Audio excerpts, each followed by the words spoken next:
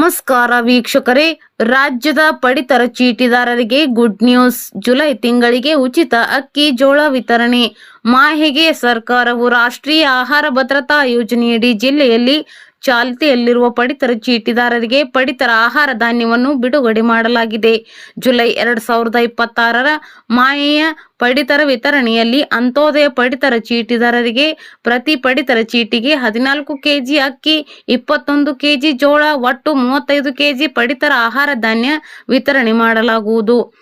ಅನ್ನಭಾಗ್ಯ ಯೋಜನೆಯ ಅಡಿಯಲ್ಲಿ ಅಂತ್ಯೋದಯ ಪಡಿತರ ಚೀಟಿಯಲ್ಲಿರುವ 4ನೇ ಸದಸ್ಯನಿಗೆ 5 ಕೆಜಿ, 5ನೇ ಸದಸ್ಯನಿಗೆ 10 ಕೆಜಿ ಅಕ್ಕಿಯಂತೆ, ಬಾಕಿ ಉಳಿದ ಪ್ರತಿ ಸದಸ್ಯರಿಗೆ 10 ಕೆಜಿ ಅಕ್ಕಿಯಂತೆ ಪಡಿತರ ಆಹಾರ ಧಾನ್ಯ ವಿತರಣೆ ಮಾಡಲಾಗುವುದು.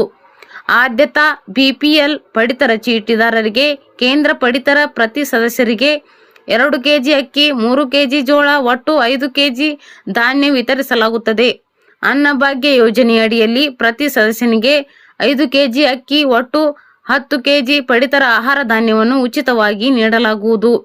ಜುಲೈ 2026ನೇ ಮಾಹೆಗೆ ಪಡಿತರ ಚೀಟಿದಾರರಿಗೆ ಪಡಿತರ ಆಹಾರ ಧಾನ್ಯವನ್ನು ವಿತರಿಸಲಾಗುತ್ತಿದ್ದು, ಎಲ್ಲ ಅರ್ಹ ಫಲಾನುಭವಿಗಳು ತಮ್ಮ ವ್ಯಾಪ್ತಿಯ ನ್ಯಾಯಬೆಲೆ ಅಂಗಡಿಗಳಲ್ಲಿ ಬೆರಳಚ್ಚು ನೀಡಿ ಉಚಿತವಾಗಿ ಪಡಿತರ ಆಹಾರ ಧಾನ್ಯವನ್ನು ಪಡೆಯಬೇಕು ಎಂದು ಆಹಾರ, ನಾಗರಿಕ ಸರಬರಾಜು ಮತ್ತು ಗ್ರಾಹಕರ ವ್ಯವಹಾರಗಳ ಇಲಾಖೆಯ ಜಂಟಿ ನಿರ್ದೇಶಕರು ಪ್ರಕಟಣೆಯಲ್ಲಿ ತಿಳಿಸಿದ್ದಾರೆ.